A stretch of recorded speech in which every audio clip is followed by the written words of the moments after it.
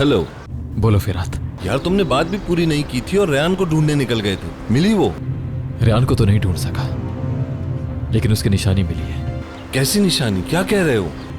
उसने निशानी छोड़ी ताकि मैं उसको ढूंढ सकूं फिरात। इसका मतलब यही है कि वो मेरे पास वापस आना चाहती है। अब मैं रेहान को उस आजाद से छुड़वाकर वापस लाने के लिए जा रहा हूं। कैसी निशानी मिरान, क्या कह रहे हो? क्या करना चाह रहे हो तुम? अकेले कोई ऐसा वैसा कदम मत उठा लेना। कहाँ जा रहे हो तुम? फिक्र ना करो, शादुलो हवेली जा रहा हूं। आग से खेलने जा रहा हूं, मुझे कहता है फिक्र ना करो।